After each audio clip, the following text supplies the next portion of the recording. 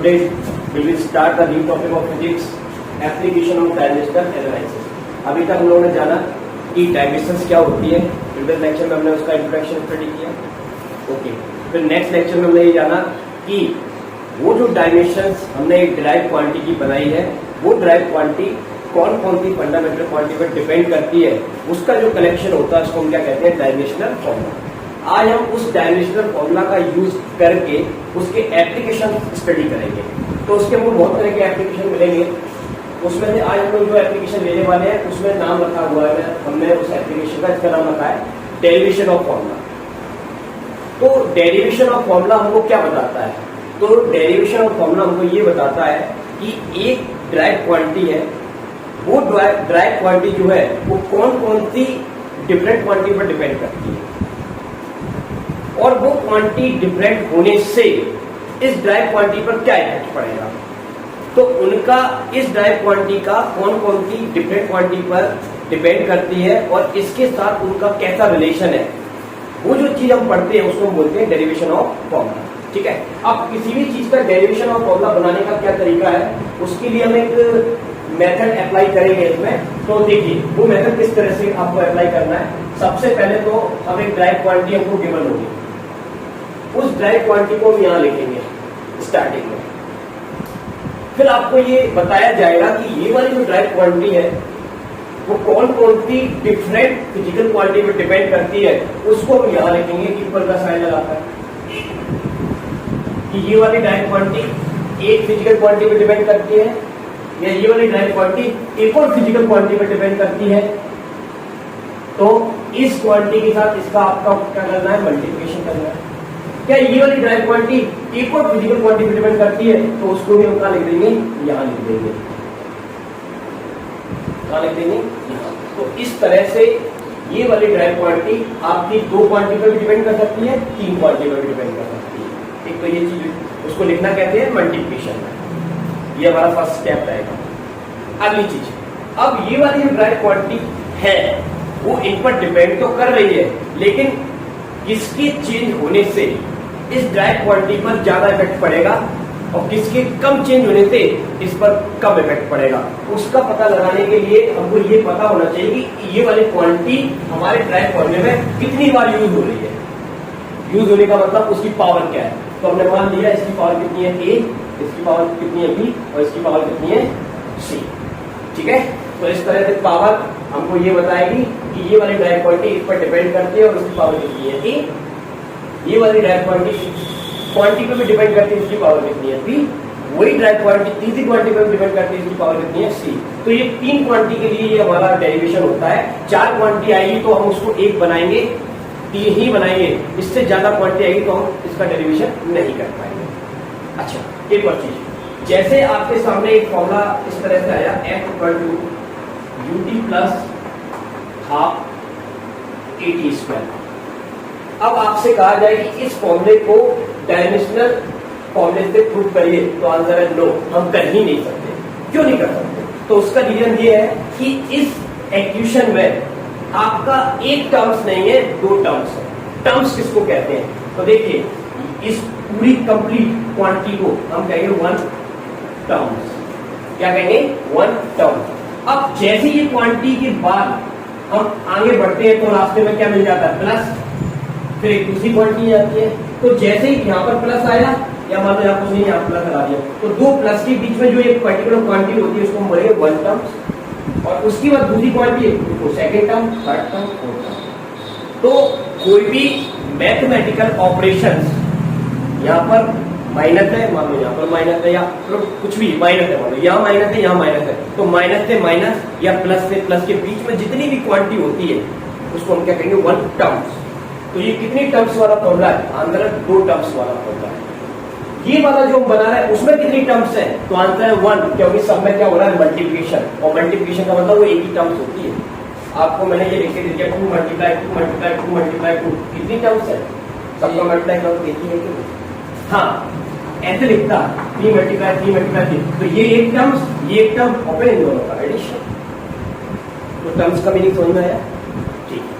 इसी तरह से जैसे एक फॉर्मूला हमको किसी ने बना के दिया f equal to mv square upon r, बताइए इसमें कितनी टर्म्स है? तो आप आंसर क्या दोगे? 1 टर्म्स। और यही तो है। क्या यहाँ प्लस लगा है? प्लस लगा के कोई और लिखा है क्या? कोई और क्वांटिटी लिखिए, आप कर लो 3 टर्म्स। क्लियर है? ठीक है, ओके। तो फर्स्ट स्टेप क्या रहेगा? आपको एक ड्राई क्वांटिटी दी जाएगी कोई फिजिकल, और ये आपको बताया जाएगा कि ये वाली क्वांटिटी कौन कौन सी क्वांटिटी पे डिपेंड करती है, वो हम यहाँ लिख देंगे मल्टीप्लिकेशन में, और उसके हम क्या मान लेंगे? पावर मान लेंगे, और फिर इस प्रोसेस को हम आगे बढ़ाएंगे। तो स्टार्ट करें। ओके, तो एप्लीकेशन ऑफ डायमेंशनल एनालिसिस में हम इसका फर्स्ट एप्लीकेशन स्टडी करने जा रहे हैं। इसका नाम है to establish the relation between different physical quantities. उसका एक एग्जांपल मैंने यहाँ लिखा हुआ है, देखिए वो एग्जांपल क्या है उसको समझेंगे पहले। तो अब ये जो एग्जांपल आपके सामने लिखा हुआ है, इसमें हमको क्या बोल रहा है क्वेश्चन? आपको बोल रहा है the time period of oscillation, oscillations का time period of a simple pendulum. तो एक सिंपल पेंडुलम है, आपने देखा हुआ है सिंपल पेंडुलम लैब में। तो लैब में इसको हम सिंपल पेंडुलम कहा करेंगे। हमारे पास एक स्ट्रिंग होगी, और इस स्ट्रिंग से हम मेटल का एक स्फीयर बांध देंगे, दिस इज अ बॉब, और इसको ऐसे ऑसिलेट कराकर छोड़ देंगे। तो ये जो हमने अरेंजमेंट बनाया है, इस अरेंजमेंट का ही नाम क्या होता है? Simple pendulum. ठीक है, ओके। अब इस सिंपल पेंडुलम में जब ये ऑसिलेट होता है तो इसका एक टाइम होता है। वो ये कहना चाह रहे हैं हमसे कि ये जो टाइम है ऑसिलेशन का, वो टाइम किस किस पर डिपेंड करता है? क्या वो इस स्ट्रिंग की लेंथ पर डिपेंड करता है? क्या वो स्ट्रिंग, ये बॉब जो लटकाया है, इसके मास पर डिपेंड करता है? अगर हम छोटा मास लटकाएंगे तो टाइम पर क्या इफेक्ट पड़ेगा? इसको उठा के बड़ा लटका देंगे तो टाइम बदल जाएगा कि नहीं बदलेगा? तो ये इसके मास पर डिपेंड करता है कि नहीं करता? लेंथ पर डिपेंड करता है कि नहीं करता? तो इस तरह से ये इसका जो टाइम पीरियड है, वो टाइम पीरियड, लेंथ, मास और एक्सप्रेशन ड्यू टू ग्रेविटी, तो ये बोलते हैं इन सब पर वो क्या करता है? डिपेंड करता है। ठीक है, जिस पर डिपेंड करेगा वो हमारे फॉर्मूले में आ जाएगा, जिस पर डिपेंड नहीं करेगा वो हमारे फॉर्मूले में नहीं आएगा। ठीक है नहीं? तो चलो स्टार्ट करते हैं। तो देखिए स्टेप क्या है, देखने का तरीका समझिए पहले। तो पहले क्वेश्चन को पढ़ लेते हैं। The time period of oscillation of a simple pendulum depends on its mass. वो कह रहे हैं मास पर डिपेंड करता है। तो देखिए सबसे पहले हम क्या करेंगे? लेट। ठीक है, लेट कर दिया। हमको निकालना क्या है? Time period. तो पहले हमको वो वाली क्वांटिटी लिखनी है जो चीज हमको निकालनी है। हमको किसका फॉर्मूला बनाना है? टाइम पीरियड का। सिंपल पेंडुलम के ऑसिलेशन का कितना टाइम है, वो टाइम पीरियड के लिए हमको फॉर्मूला ड्राइव करना। तो पहले हम उसको यहाँ लिखेंगे, ये बताया था मैंने आपको। इसके बाद का स्टेप क्या है कि अब ये जो टाइम पीरियड है आपके क्वेश्चन में कह रहे हैं कि किस पर डिपेंड करता है? मास पर। उसको कहाँ लिखना है? यहाँ लिखना है। फिर किस पर डिपेंड करता है? तो लेंथ को कहाँ लिखना है? इसलिए मल्टीप्लिकेशन में लिखना है। और किस पर डिपेंड करता है? तो answer expression due to gravity, तो उसको यहाँ लिखना है। अब ये टाइम पीरियड मास पर कितनी बार डिपेंड कर रहा है, उसके लिए क्या करोगे आप? ए लगा दोगे, यहाँ क्या लगा दोगे? बी, और यहाँ क्या लगा दोगे? सी। ठीक है, इसके बाद हम क्या करेंगे कि ये इन पर डिपेंड करता है, डायरेक्टली प्रोपोर्शनल में डिपेंड करता है या इनवर्सली प्रोपोर्शनल में डिपेंड करता है। तो उसके लिए पहले तो हमको नहीं पता डायरेक्टली प्रोपोर्शनल कर रहा है या इनवर्सली, तो अभी हम फिलहाल ये प्रोपोर्शनल का साइन दे देंगे इसको। जब हमारा फॉर्मूला बन के आएगा तो एक पर्टिकुलर फॉर्मूला जब डिराइव होगा उसमें हमको समझ में आ जाएगा कि ये डायरेक्टली प्रोपोर्शनल है या फिर इनवर्सली प्रोपोर्शनल। अभी फिलहाल हम उसको एक साइन दे देते हैं कि ये टी प्रोपोर्शनेट है this and this and this. Done. उसके बाद का स्टेप क्या है नेक्स्ट लाइन में कि आप प्रोपोर्शनैलिटी का साइन हटाओगे तो फिजिक्स का प्रिंसिपल है हमको एक कांस्टेंट लगाना है। वो कांस्टेंट हमने कितना मान लिया? कैपिटल लिया। अब इस कांस्टेंट की वैल्यू क्या होती है उसको आप लैब में जाके निकालेंगे तो वो हम वहीं सीखेंगे। अभी फिलहाल हमको इसको के को ए ही रहने देना है, तो हम इसको क्या लिखेंगे? ए। ओके, और बाकी सबको हम ऐसे लिखेंगे एम टू की पावर ए, एल टू की पावर बी और जी टू की पावर सी, और इसको इक्वेशन नंबर 1 डाल के छोड़ देंगे। ये जो चीज है, ये जो इक्वेशन बना हुआ है, ये हमारा आंसर हो जाएगा यदि हमको ए, बी और सी की वैल्यू मिल जाती है। तो ये हमारा टारगेट है। अच्छा, तो नेक्स्ट स्टेप में हम क्या करेंगे? Where A is a constant. तो जो कांस्टेंट है उसका डायमेंशनल फॉर्मूला नहीं होता है, ये तो आपको पहले से पता है। ओके, तो अब हम क्या करेंगे, now taking dimensions both side.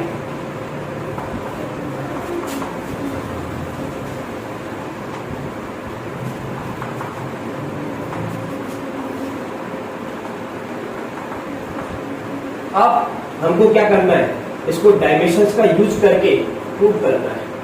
तो हमको क्या लिखना है, डायमेंशनल फॉर्मूला लिखना है। तो देखिए टाइम का डायमेंशनल फॉर्मूला आप सबको याद है क्या होता है, कैपिटल टी। तो टी के स्थान पर कैपिटल टी।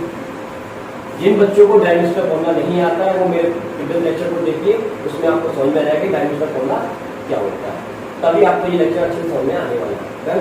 तो ये मैं पहले लेक्चर में बता चुका हूँ, तो इसलिए मैं यहाँ बताऊंगा नहीं। तो टी का डायमेंशनल फॉर्मूला क्या होता है, के क्या है, कांस्टेंट। कांस्टेंट का डायमेंशनल फॉर्मूला नहीं होगा क्योंकि वो डायमेंशनलेस क्वांटिटी है। मास का डायमेंशनल फॉर्मूला मैं आपको बता चुका हूँ क्या होता है, कैपिटल एल। एल लेंथ का,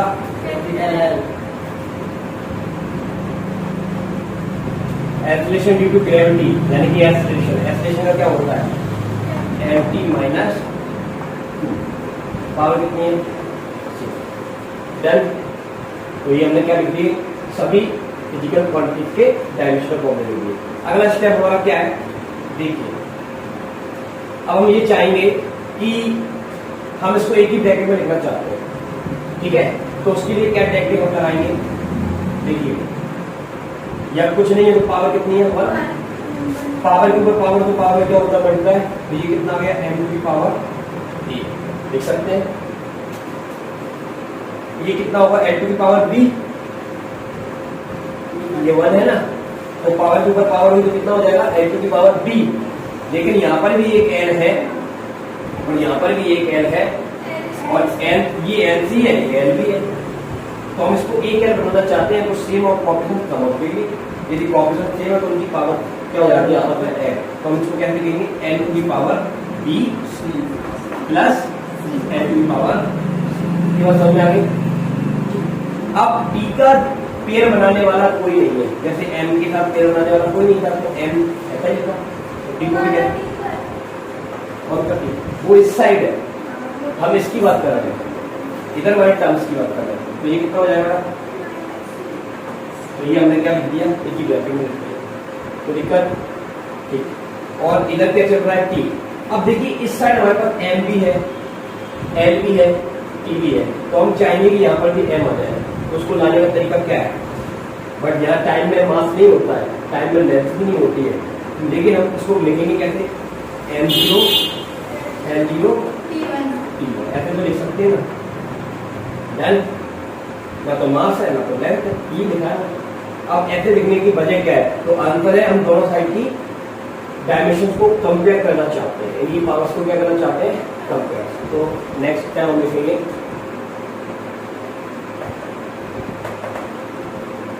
कंपेयरिंग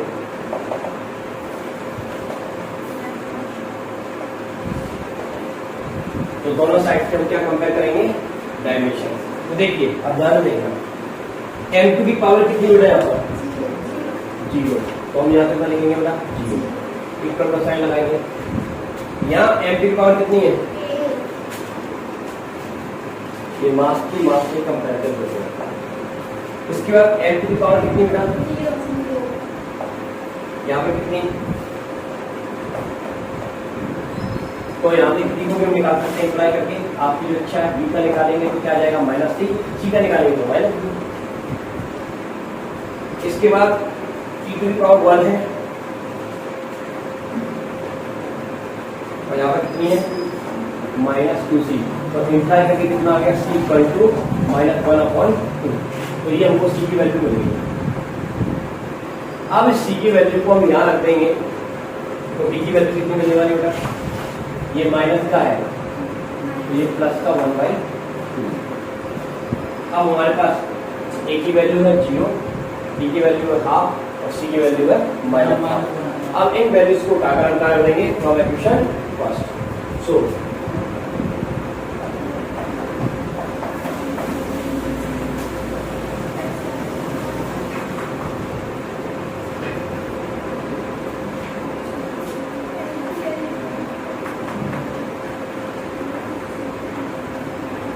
ठीक है, तो ये हमारा स्टेप है, ये हमारा आंसर था, मैंने आपको बताया था। और t equal to k m to की पावर 0 n टू की पावर b है तो b की वैल्यू g टू की पावर, ठीक है ओके। अब जिसकी पावर 0 होती है उसकी वैल्यू कितनी होती है ऊपर, तो ये तो अपने आप ही चला गया। n टू की पावर 1/2 है, g2 को नीचे ले जाएंगे तो क्या हो जाएगा, और 1/2 का मतलब होता है रूट, तो हम इसको रूट पे लिख सकते हैं। क्या लिख सकते हैं बेटा, हाँ 1/2 का मतलब रूट, अंडर रूट पे लगा देंगे इसको, ऐसे लिख देंगे l अपॉन, अगर आप ऐसा लिखा हुआ है तो उसको ऐसा लिख दीजिए, और अगर ऐसा लिखा हुआ है तो आप ऐसा लिख दीजिए, तो दोनों का मीनिंग सेम होता है, तो हम इसको ऐसा लिख सकते हैं। ठीक, तो ये हमारा क्या हो गया, आंसर हो गया। अब आपको तुम्हारे सामने आ गया, देखो t किस पे डिपेंड करता है, लेंथ पर। t डिपेंड करता है किस पर, यस जैसे ड्यू टू ग्रेविटी पर। क्या मास पर डिपेंड करता है, नहीं करता, तो नहीं दिया तो क्या होगा, नहीं करता तो नहीं करेगा। तो इस तरह से हमने प्रूव कर दिया। हाँ बोलो क्या करें, मास पर वो डिपेंड नहीं कर रहा है, इसलिए फॉर्मूले में लाया है। और वो क्यों डिपेंड नहीं करता, जब ये टॉपिक आएगा तो मैं आपको प्रूव करके बताऊंगा। इसको देख लेना, ये काफी अच्छा क्वेश्चन है। हाँ क्वेश्चन राइट कर रहा हूँ पहले यहाँ पर, द फ्रीक्वेंसी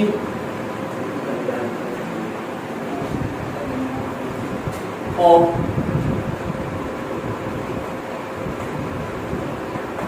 वाइब्रेशन आपको दिया गया है न्यू, क्या दिया गया है, लोगों को फ्रीक्वेंसी का फॉर्मूला निकालना है। ठीक है, ठीक है, तो देखिए इस क्वेश्चन को पढ़ेंगे। The frequency of vibration new of a string depends upon its length, tension and mass per unit length small M. तो ये आपकी फ्रीक्वेंसी इन सब चीजों पर क्या करती है, डिपेंड करती है।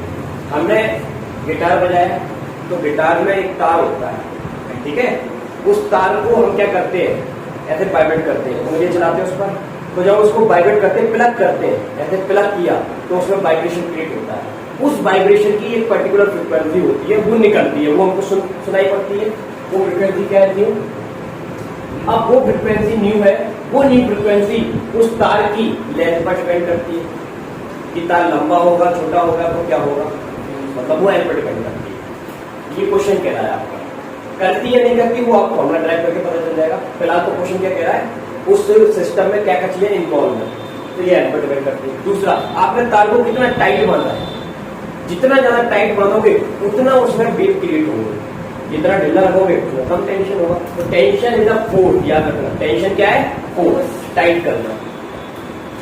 अब अगली इंपॉर्टेंट चीज यहाँ पर दी हुई है, its mass per unit length. इसका मतलब सुनिए, ध्यान दो ना, एक लेंथ है, उसकी लेंथ है स्मॉल एल, कितनी लेंथ है, स्मॉल एल, और स्मॉल एल का मास मान लीजिए क्या है, स्मॉल एल है, पर ये हमको नहीं दिया कि एल लेंथ का मास कितना, एल हमको क्या दिया है, मास पर यूनिट लेंथ। तो एल लेंथ का मास है एम, तो यूनिट लेंथ का कितना होगा, एम अपॉन एल। तो ये चीज हमको वर्ड में यहाँ पर लिखकर दी गई है।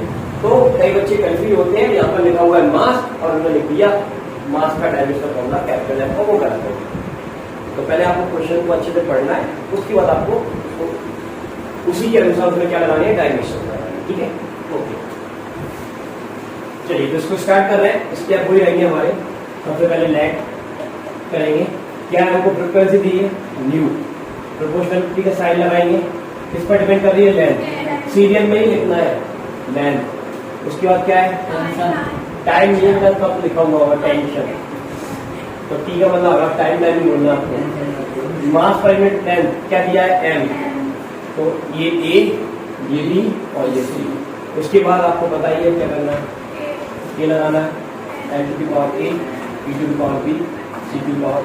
दिस इज अवर आंसर, अगर आप ए बी सी की वैल्यू निकालना तो फिर से वही स्टेप रहेगा, where A is a constant. एक क्वेश्चन को समझने में थोड़ी प्रॉब्लम आती है, बट नेक्स्ट क्वेश्चन को आप बढ़िया आते। चलो स्टार्ट करते हैं। अगला स्टेप क्या है, taking dimensions both side. Taking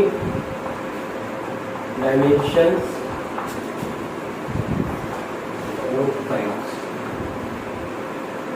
frequency का डायमेंशनल फॉर्मूला बताइए, e टू की पावर -1। लेंथ का डायमेंशनल फॉर्मूला बताइए, एल ही होता है बस। ठीक है, टेंशन, टेंशन ही क्या, फोर्स, फोर्स का फॉर्मूला बताइए, M L T minus two. Power कितनी है, ये क्या चीज है, मास पर यूनिट लेंथ। तो मैंने आपको बताया इसका फॉर्मूला क्या होता है, एम अपॉन एल। तो इसका हम बना सकते हैं, मास का क्या होता है कैपिटल एम, लेंथ का क्या होता है कैपिटल एल। तो सॉल्व करेंगे कितना आ जाएगा, तो इसकी क्या जाएगा, एम एल माइनस 1। पावर कितनी दी होगा, 6। डन। अच्छा, इसके बाद का स्टेप देखिए, इसके बाद का स्टेप देखो और इजी करते हैं इसको थोड़ा सा। एन टू की पावर ए, एम टू की पावर बी, एल टू की पावर बी और टी टू की पावर -2। डन। इसको कैसे लिखा जाएगा, एम टू की पावर सी, एल टू की पावर -। डन। ओके, अब नेक्स्ट स्टेप में हमको क्या करना है, इनको एक ही ब्रैकेट में रखना है। तो देखिए यहाँ पर मास है बी, मास की पावर कितनी है, बी। यहाँ पर कितनी है, सी। डन। उसके बाद एल, एल की पावर कितनी है, ए। यहाँ पर कितनी है, यहाँ पर कितनी है, सी। टी अकेला है, और इधर क्या चल रहा है आपका -t। तो ये तो जैसा का चलेगा, बट कंपैरिजन करने के लिए हमको क्या क्या चाहिए, एम भी चाहिए, एल भी चाहिए। तो जो चीज नहीं है उसको कैसे लिखा जाता है, तो ये यहीं पर लिखा करो, ऊपर से लिखते आओ, टाइम वेस्ट होगा, नीचे लिखते करेंगे। इसके बाद वही काम है, कंपैरिजन करना है, करो। देखो इसकी बात कितनी आप ध्यान देख लेना, अभी नहीं है तो 0। मैंने वो लाइन लिखी नहीं है, आप देख लेना 0। यहाँ कितना है, बी प्लस सी। किसकी वैल्यू निकालना पसंद करोगे, बी की, तो कितना आ जाएगा -c। सी की निकालो तो माइनस, कोई भी निकालो नोट करोगे। एल टू की पावर 0, यहाँ पर एल टू की पावर ए प्लस बी माइनस, अभी इसको टच मत करना, जैसा करते हैं निकालेंगे। ई टू की पावर कितनी है, -1, और यहाँ पर कितनी है, -2b। माइनस से माइनस कैंसिल हुआ तो बी की वैल्यू बताइए कितनी आई, आप ही बताओ कभी। 2b। अब ये बी की वैल्यू को यहाँ रखा तो सी की वैल्यू कितनी आई बेटा, कितनी आई बताओ,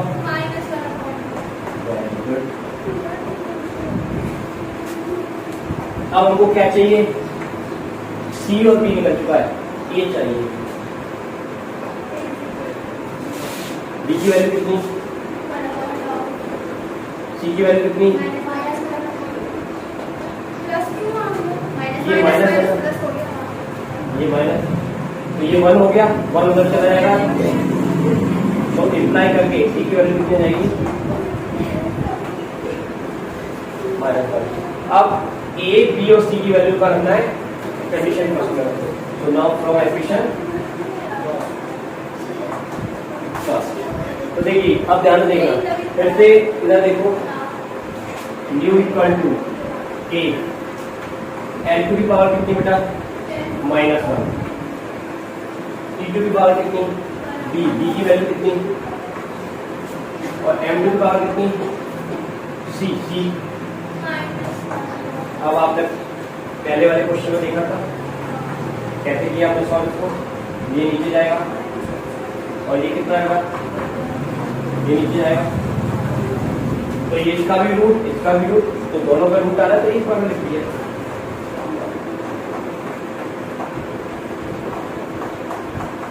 तो ये एक और डेरिवेशन हो जाती फ्रीक्वेंसी की, हाँ ये कहते हैं।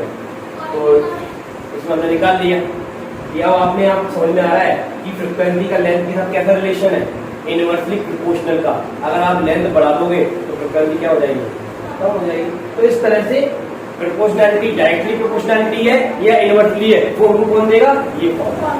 समझ में आई ना बात। इसलिए पहले से हम उसको क्या लगा के चलते हैं, प्रोपोर्शनेट का। अगला क्वेश्चन देखिए, इस क्वेश्चन को देखिए, वेलोसिटी की वाटर बेस, वाटर में जो वेव क्रिएट होती है उसकी वेलोसिटी हमको गिवन है v, लैंड। ये वाली जो वेलोसिटी है depend on its wavelength, lambda, density rho और acceleration due to gravity small g, इन पर क्या करती है, डिपेंड करती है। कितनी बार डिपेंड करती है उसके लिए हम क्या लगा देंगे, पावर्स। और डायरेक्टली प्रोपोर्शनेट है या इनवर्सली है उसके लिए प्रोपोर्शनेट का साइन देंगे, फॉर्मूला आपको बता देगा। चलिए नेक्स्ट स्टेप क्या था इसके बाद, और करके प्रोपोर्शनैलिटी का साइन टाइमिंग कांस्टेंट लगाना पड़ेगा। कंडीशन लगाओ first, where a is a constant, ठीक है, ओके। नाउ वेलोसिटी का डायमेंशन बताइए क्या होती है, लाइन आप लिख लोगे, वेलोसिटी की बताओ, lt माइनस 1, फॉर्मूले याद नहीं। लैम्डा क्या है, वेवलेंथ, वेवलेंथ को क्या बोलती है, लेंथ, लेंथ का क्या होता है l। डेंसिटी का बताइए, lt minus sorry ml minus 3, power कितनी है v। Acceleration due to gravity का बताइए बेटा, उसको सॉल्व कर लेंगे, कितना आएगा बेटा, m to the power a m to the power b m to the power minus 3b और l to the power c e to the power 2c। अगला स्टेप क्या करना है बेटा हम लोगों को, एक ही ब्रैकेट में लिखना है, पहले m को देख लो, एक ही बार आएगा तो m की बार आएगा, m को देखो बेटा, l to the power b sorry a 3b plus c e to the power, done. इधर क्या है अवेलेबल, l और t, क्या नहीं है, कुछ नहीं है, कितना मानेंगे, 0 मत मान लेना, ठीक है। चलो अब फिर से कंपेयरिंग बोथ साइड, ठीक है, on comparing dimension both side, m to the power कितनी, यहाँ कितनी, और b की वैल्यू को बोलेंगे 0, पहली वाली में मिल गई, ज्यादा हाथ कर नहीं मारने पड़े। l टू द पावर 1, इसकी कितनी है, इसका इक्वेशन तो यार बड़ा लंबा है, ओके डन। इसकी कितनी है, -1 इक्वल टू -2c, माइनस से minus cancel, c equal to half. अब b गिवन है, हमने निकाल लिया, c भी निकाल लिया, क्या बच गया a।